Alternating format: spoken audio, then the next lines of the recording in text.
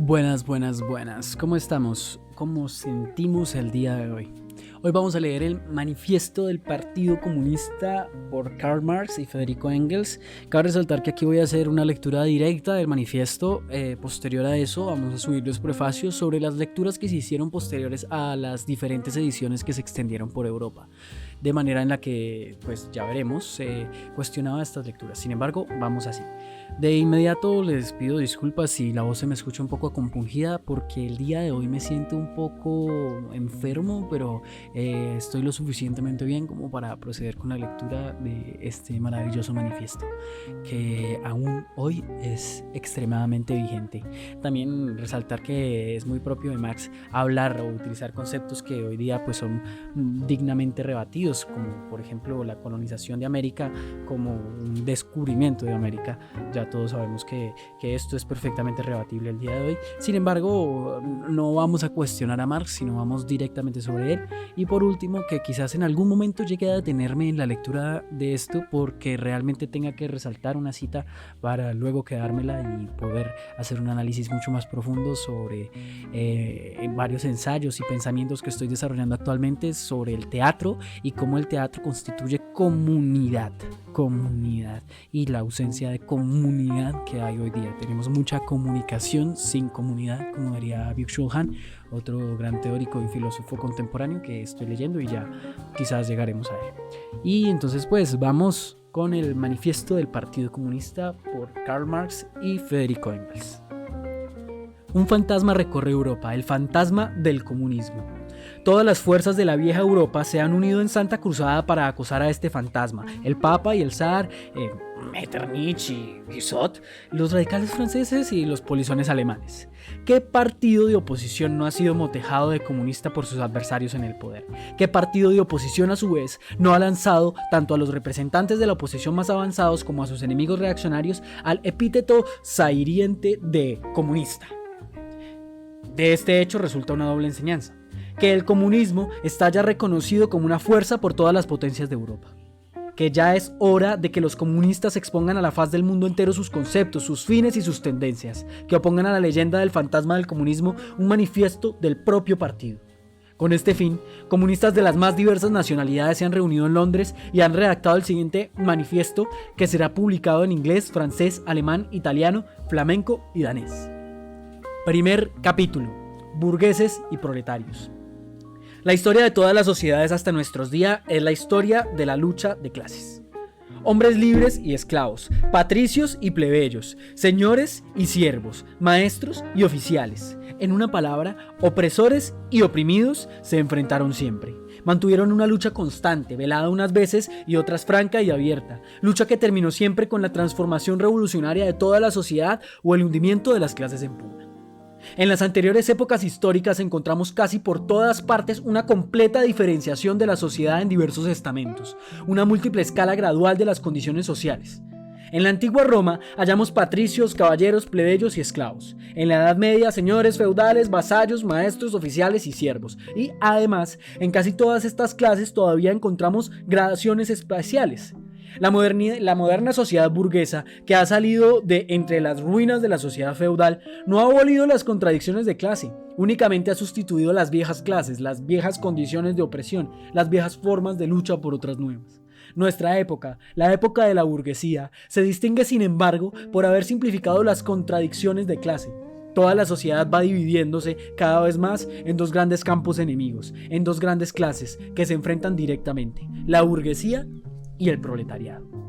De los siervos de la Edad Media surgieron los vecinos libres de las primeras ciudades. De este estamento urbano salieron los primeros elementos de la burguesía.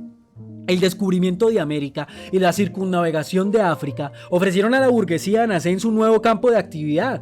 Los mercados de la India y de China, la colonización de América, el intercambio de las colonias, la multiplicación de los medios de cambio y de las mercancías en general imprimieron al comercio, a la navegación y a la industria un impulso hasta entonces desconocido y aceleraron con ello el desarrollo del elemento revolucionario de la sociedad feudal en descomposición. La antigua organización feudal o gremial de la industria ya no podía satisfacer la demanda que crecía con la apertura de nuevos mercados. Vino a ocupar su puesto la manufactura. El estamento medio industrial suplantó a los maestros de los gremios. La división del trabajo entre las diferentes corporaciones desapareció ante la división del trabajo en el seno del mismo taller. Pero los mercados crecían sin cesar. La demanda iba siempre en aumento. Ya no bastaba tampoco la manufactura. El vapor y la maquinaria revolucionaron entonces la producción industrial. La gran industria moderna sustituyó a la manufactura. En lugar del estamento medio industrial vinieron a ocuparlo los industriales millonarios, jefes de verdaderos ejércitos industriales, los burgueses modernos. La gran industria ha creado el mercado mundial, ya preparado por el descubrimiento de América. El mercado mundial aceleró prodigiosamente el desarrollo del comercio, de la navegación y de los medios de transporte por tierra. Este desarrollo influyó a su vez en el auge de la industria, y a medida que se iban extendiendo la industria, el comercio, la navegación y los ferrocarriles, desarrollábase la burguesía, multiplicando sus capitales y relegando a segundo término todas las clases legadas por la Edad Media. La burguesía moderna, como vemos, es ya de por sí fruto de un largo proceso de desarrollo, de una serie de revoluciones en el modo de producción y de cambio. Cada etapa de la evolución recorrida por la burguesía ha ido acompañada del correspondiente proceso político. Estamento oprimido bajo la dominación de los señores feudales, asociación armada y autónoma de la comuna en unos sitios, república urbana independiente en otros, tercer estado tributario de la monarquía. Después, durante el periodo de la manufactura, contrapeso de la nobleza en las monarquías estamentales o absolutas y, en general, piedra angular de las grandes monarquías, la burguesía, después del establecimiento de la gran industria y el mercado universal, conquistó finalmente la hegemonía exclusiva del poder político en el Estado representativo moderno. El gobierno del Estado moderno no es más que una junta que administra los negocios comunes de toda la clase burguesa. La burguesía ha desempeñado en la historia un papel altamente revolucionario. Donde quiera que ha conquistado el poder, la burguesía ha destruido las relaciones feudales, patriarcales, idílicas. Las abigarradas ligaduras feudales que ataban al hombre a sus superiores naturales. La ha desgarrado sin piedad para no dejar subsistir otro vínculo entre los hombres que el frío interés, el cruel pago al contado. Ha ahogado el sagrado éxtasis del fervor religioso, el entusiasmo caballeresco y el sentimentalismo del pequeño burgués en las aguas heladas del cálculo egoísta. Ha hecho de la dignidad personal un simple valor de cambio. Ha sustituido las numerosas libertades escrituradas y adquiridas por la única y desalmada libertad de comercio. En una palabra, en lugar de la explotación velada por ilusiones religiosas y políticas, ha establecido una explotación abierta, descarada, directa y brutal. La burguesía ha despojado de su aureola a todas las profesiones que hasta entonces se tenían por venerables y dignas de piadoso respeto. Al médico, al jurisconsulto, al sacerdote, al poeta, al hombre de ciencia, los ha convertido en sus servidores asalariados. La burguesía ha desgarrado el velo de emocionante sentimentalismo que encubría las relaciones familiares y las ha reducido a simples relaciones de dinero. Ajá, aquí pausita para echarle color a esto, por Dios, porque esto está increíble, ajá. Listo. La burguesía ha revelado que la brutal manifestación de la fuerza en la Edad Media, tan admirada por la reacción, tenía su complemento natural en la más relajada holgazanería. Ha sido ella la primera en demostrar lo que puede realizar la actividad humana. Ha creado maravillas muy distintas a las pirámides de Egipto, a los acueductos romanos y a las catedrales góticas, y ha realizado campañas muy distintas a las migraciones de pueblos y a las cruzadas. La burguesía no puede existir sino a condición de revolucionar incesantemente los instrumentos de producción y, por consiguiente, las relaciones de producción y, con ello, todas las relaciones sociales. La conservación del antiguo modo de producción era, por el contrario, la primera condición de existencia de todas las clases industriales precedentes. Una revolución continua en la producción, una incesante conmoción de todas las condiciones sociales, una inquietud y un movimiento constantes distinguen la época burguesa de todas las anteriores. Todas las relaciones estancadas y enmohecidas, con su cortejo de creencias y de ideas veneradas durante siglos, quedan rotas. Las nuevas se hacen añejas antes de llegar a osificarse. Todo lo estamental y estancado se esfuma, todo lo sagrado es profanado, y los hombres, al fin, se ven forzados a considerar serenamente sus condiciones de existencia y sus relaciones recíprocas.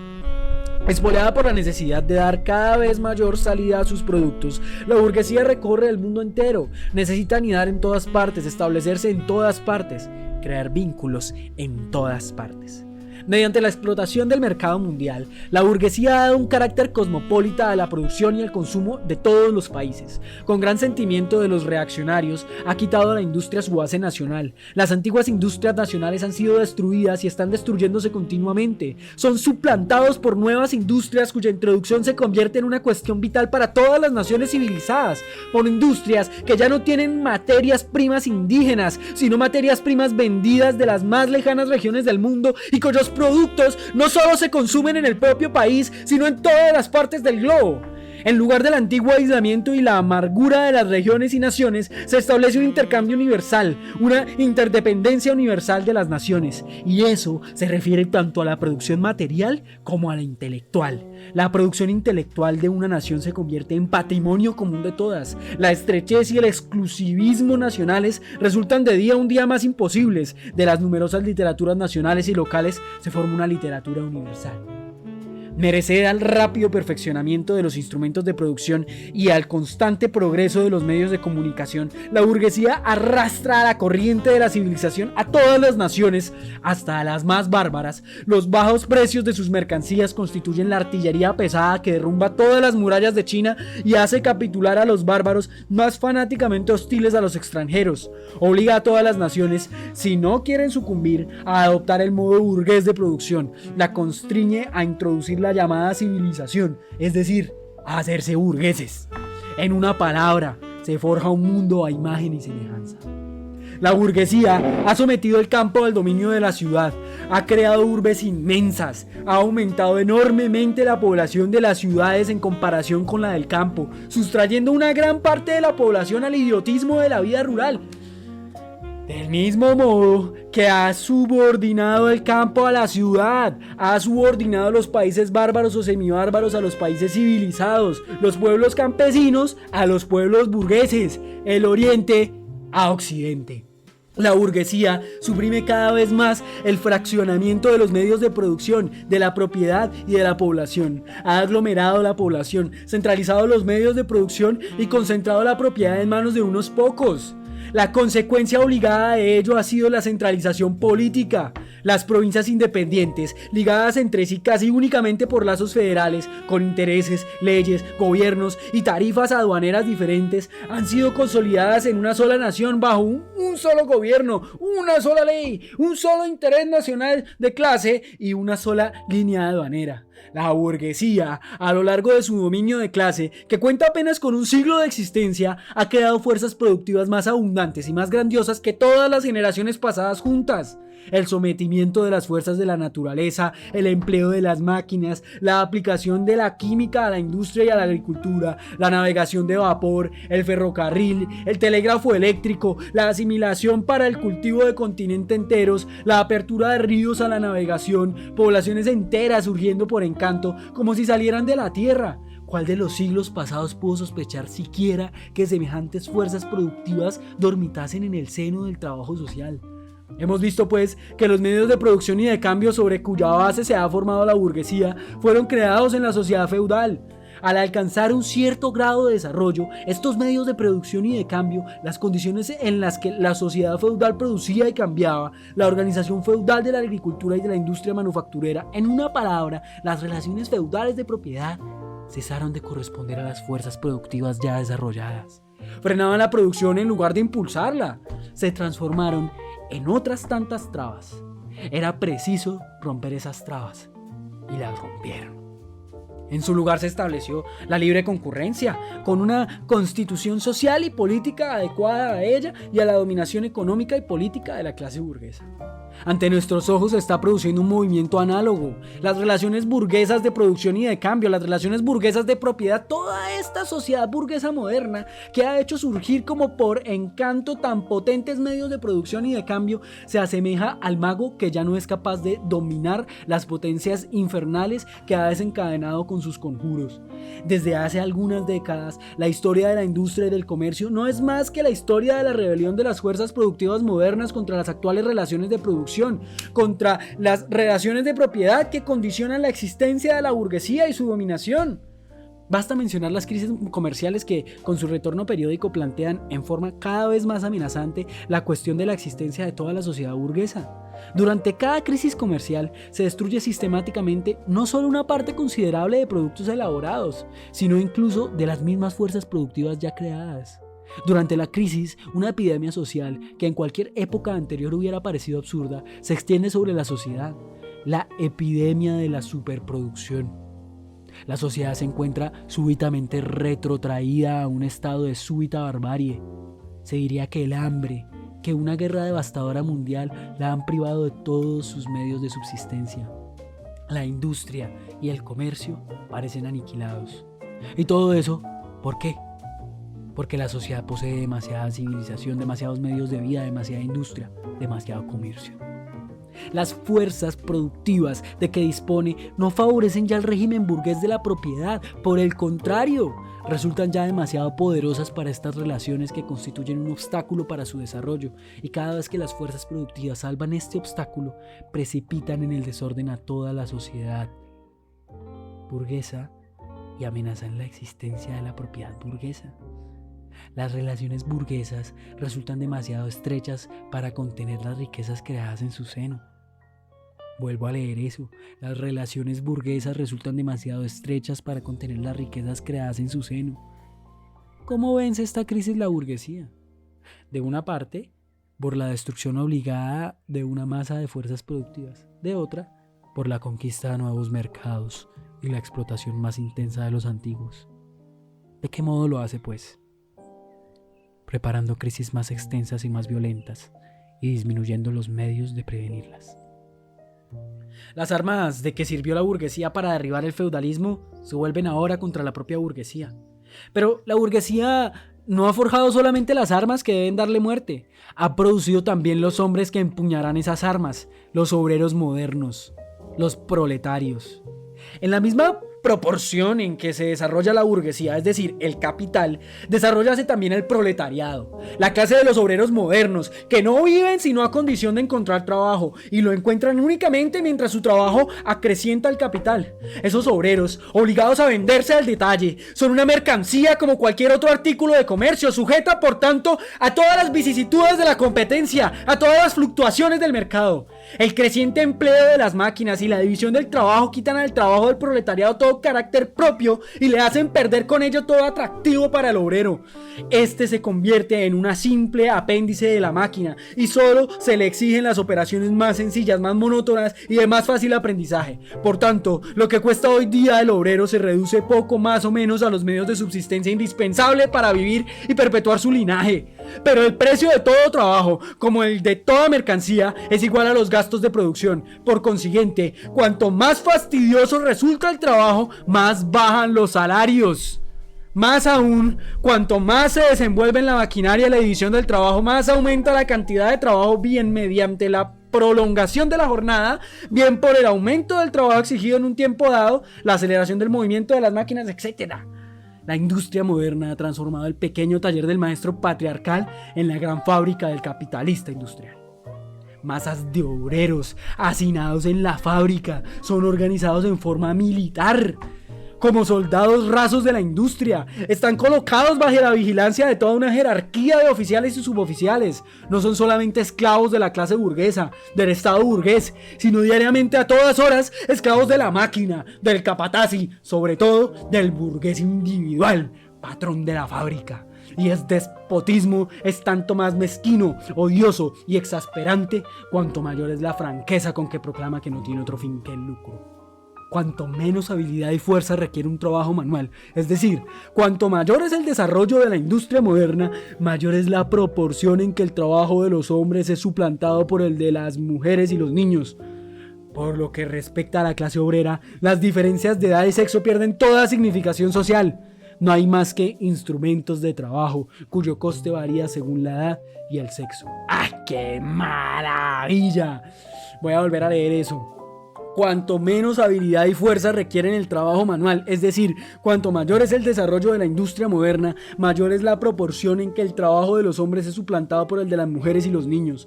Por lo que respecta a la clase obrera, las diferencias de edad y sexo pierden toda significación social. No hay más que instrumentos de trabajo cuyo coste varía según la edad y el sexo. Una vez que el obrero ha sufrido la explotación del fabricante y ha recibido su salario en metálico, se convierte en víctima de otros elementos de la burguesía, el casero, el tendero, el prestamista, etc. Pequeños industriales, pequeños comerciantes y rentistas, artesanos y campesinos, toda la escala inferior de las clases medias de otro tiempo caen en las filas del proletariado, unos porque sus pequeños capitales no les alcanza para acometer grandes empresas industriales y sucumben en la competencia con los capitalistas más fuertes, otros porque su habilidad profesional se ve despreciada ante los nuevos métodos de producción. De tal suerte, el proletariado se recluta entre todas las clases de la población.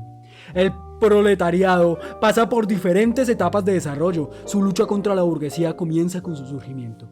Al principio, la lucha es entablada por obreros aislados, después por los obreros de una misma fábrica, más tarde por los obreros del mismo oficio de la localidad contra el burgués individual que los explota directamente. No se contentan con dirigir sus ataques contra las relaciones burguesas de producción y los dirigen contra los mismos instrumentos de producción. Destruyen las mercancías extranjeras que les hacen competencia, rompen las máquinas, incendian las fábricas, intentan reconquistar por la fuerza la posición perdida del artesano de la Edad Media.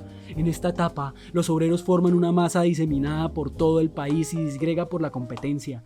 Si los obreros forman masas compactas, esta acción no es todavía consecutiva en su propia unión, sino de la unión de la burguesía, que para alcanzar sus propios fines políticos debe, y por ahora aún puede, poner en movimiento a todo el proletariado. Durante esa etapa, los proletarios no combaten, por tanto, contra sus propios enemigos, sino contra los enemigos de sus enemigos, es decir, contra los restos de la monarquía absoluta, los proletarios territoriales, los burgueses no industriales y los pequeños burgueses. Todo el movimiento histórico se concentra de esta suerte en manos de la burguesía. Cada victoria alcanzada en estas condiciones es una victoria de la burguesía.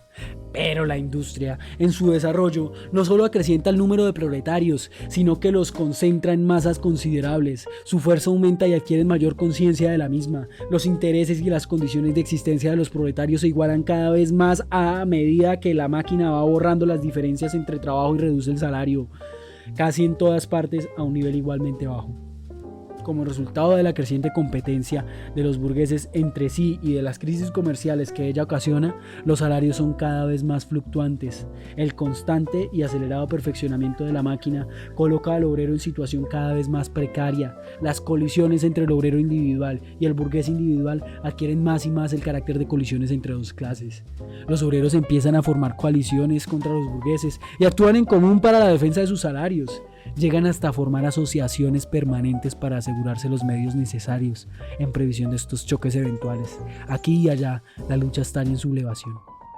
A veces los obreros triunfan, pero es un triunfo efímero.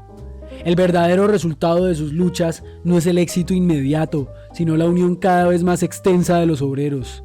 Esta unión es propiciada por el crecimiento de los medios de comunicación creados por la gran industria y que ponen en contacto a los obreros de diferentes localidades. Y basta este contacto para que las numerosas luchas locales, que en todas partes revisten el mismo carácter, se centralicen en una lucha nacional, en una lucha de clases. Mas toda lucha de clases es una lucha política. Y la unión de los habitantes en las ciudades de la Edad Media, con sus caminos vecinales, tardaron siglos en establecer. Los proletarios modernos, con los ferrocarriles, le llevan a cabo en unos pocos años. Esta organización del proletariado en clase y, por tanto, en partido político, vuelve sin cesar a ser socavada por la competencia entre los propios obreros, pero resurge y siempre más fuerte, más firme, más potente. Aprovecha las disensiones intestinas de los burgueses para obligarles a reconocer por la ley algunos intereses de la clase obrera, por ejemplo, la ley de la jornada de 10 horas en Inglaterra. En general, las colisiones en la vieja sociedad favorecen de diversas maneras el proceso de desarrollo del proletariado. La burguesía vive en lucha permanente, al principio contra la aristocracia, después contra aquellas fracciones de la misma burguesía cuyos intereses entran en contradicción con los progresos de la industria, y siempre, en fin, contra la burguesía de todos los demás países. En todas estas luchas se ve forzada a apelar al proletariado, a reclamar su ayuda y arrastrarle hacia el movimiento político. De tal manera, la burguesía proporciona a los proletarios los elementos de su propia educación, es decir, armas contra ella misma. Además, como acabamos de ver, el progreso de la industria precipita a las filas del proletariado a capas enteras de la clase dominante, o al menos las amenaza en sus condiciones de existencia. También ellas aportan al proletariado numerosos elementos de educación. Finalmente, en los periodos en que la lucha de clases se acerca a su desenlace, el progreso de desintegración de la clase dominante de toda la vieja sociedad adquiere un carácter tan violento y tan agudo que una pequeña fracción de esa clase reniega de ella y se adhiere a la clase revolucionaria, a la clase en cuyas manos está el porvenir. Y así, como antes una parte de la nobleza se pasó a la burguesía, en nuestros días un sector de la burguesía se pasa al proletariado, particularmente ese sector de los ideólogos burgueses que se han elevado hasta la comprensión teórica del conjunto del movimiento histórico. De todas las clases que hoy se enfrentan con la burguesía, solo el proletariado es una clase verdaderamente revolucionaria. Las demás clases van degenerando y desaparecen con el desarrollo de la gran industria. El proletariado, en cambio, es su producto más peculiar. Los estamentos medios, el pequeño industrial, el pequeño comerciante, el artesano, el campesino, todos ellos luchan contra la burguesía para salvar de la ruina su existencia como tales estamentos medios. No son pues revolucionarios, sino conservadores. Más todavía, son reaccionarios, ya que pretenden volver atrás la rueda de la historia. Son revolucionarios únicamente por cuanto tienen ante sí la perspectiva de su tránsito inminente al proletariado, defendiendo así no sus intereses presentes, sino sus intereses futuros, por cuanto abandonan sus propios puntos de vista para adoptar los del proletariado. El lumpenproletariado es el producto pasivo de la putrefacción de las capas más bajas de la vieja sociedad. Puede a veces ser arrastrado al movimiento por una revolución proletaria. Sin embargo, en virtud de todas sus condiciones de vida, está más bien dispuesto a venderse a la reacción para servir a sus maniobras. ¡Ay, qué maravilla esta frase! Las condiciones de existencia de la vieja sociedad están ya abolidas en las condiciones de existencia del proletariado. El proletariado no tiene propiedad. Sus relaciones con la mujer y con los hijos no tienen nada en común con las relaciones familiares burguesas. El trabajo industrial moderno, el moderno yugo del capital, que es el mismo en Inglaterra que en Francia, en Norteamérica, que en Alemania, despoja el proletariado de todo carácter nacional. Las leyes, la moral, la religión son para él meros prejuicios burgueses, detrás de los cuales se ocultan otros tantos intereses de la burguesía. Todas las clases que en el pasado lograron hacerse dominantes trataron de consolidar la situación adquirida, sometiendo a toda la sociedad a las condiciones de su modo de apropiación. Los proletarios no pueden conquistar las fuerzas productivas sociales, sino aboliendo su propio modo de apropiación en vigor, y por tanto todo modo de apropiación existente hasta nuestros días. Los proletarios no tienen nada que salvaguardar. Tienen que destruir todo lo que hasta ahora ha venido garantizado y asegurado, la propiedad privada existente. Todos los movimientos han sido hasta ahora realizados por minorías o en provecho de minorías. El movimiento proletario es un movimiento propio de la inmensa mayoría en provecho de la inmensa mayoría. El proletariado, capa inferior de la sociedad actual, no puede levantarse, no puede enderezarse sin hacer saltar toda la superestructura formada por las capas de la sociedad oficial. Esto está una maravilla. Imagínate esto en términos teatrales. Todos los movimientos han sido hasta ahora realizados por minorías o en provecho de minorías. El movimiento proletario es un movimiento propio de la inmensa mayoría en provecho de la inmensa mayoría. Si nosotros pensamos el provecho expresivo de una obra de teatro, escucharíamos al actor, al director, al pintor, todos unidos hacia una misma idea, hacia un mismo tema. Seguir esta idea de Peter Brook de que el director de teatro es un ciego guiando a otros ciegos. Bacanísimo, me encanta.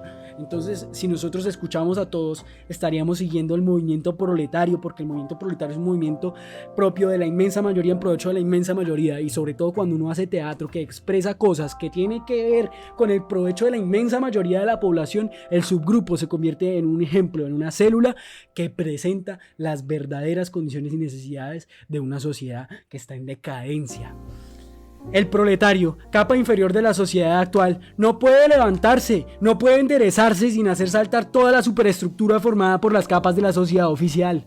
Por su forma, aunque no por su contenido, la lucha del proletariado contra la burguesía es primeramente una lucha nacional. Es natural que el proletariado de cada país deba acabar en primer lugar con su propia burguesía. Al esbozar las frases más generales del desarrollo del proletariado, hemos seguido el curso de la guerra civil más o menos oculta que se desarrolla en el seno de la sociedad existente, hasta el momento en que se transforma en una revolución abierta y el proletariado, derrocado por la violencia de la burguesía, implanta su dominación. Todas las sociedades anteriores, como hemos visto, han descansado en el antagonismo entre clases opresoras y oprimidas. Más para poder oprimir a una clase, es preciso asegurarle unas condiciones que le permitan por lo menos arrastrar su existencia de esclavitud. ¡Ah, carajo! ¡Qué maravilla esto! Todas las sociedades anteriores... Momento. ¡Ay!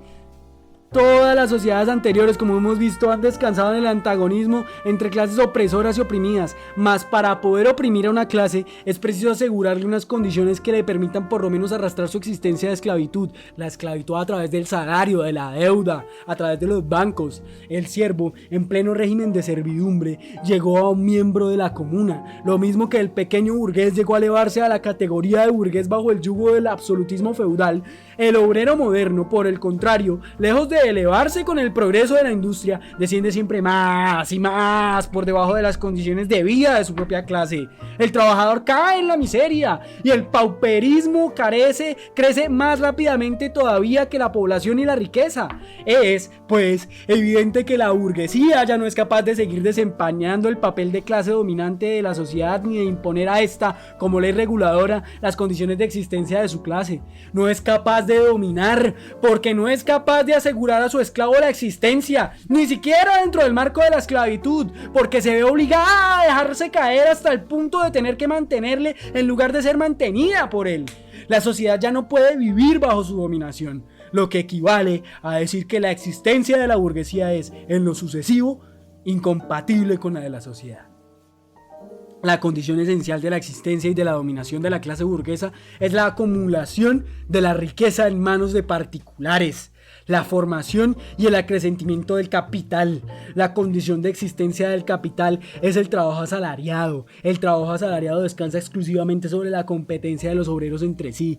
El progreso de la industria, del que la burguesía, incapaz de oponérsele, es agente involuntario, sustituye el aislamiento de los obreros, resultante de la competencia, por su unión revolucionaria mediante la asociación. Así, el desarrollo de la gran industria socava bajo los pies de la burguesía las bases sobre el que ésta produce y se apropia lo producido. La burguesía produce ante todo sus propios sepultureros. Su hundimiento y la victoria del proletariado son igualmente inevitables. ¡Ah, qué maravilla! Bueno, este es el primer capítulo. Vamos a subirlo por capítulos para que sea más fácil y más visible. Listo, dejemos hasta ahí. Enseguida leo proletarios y comunistas. Chao, chao.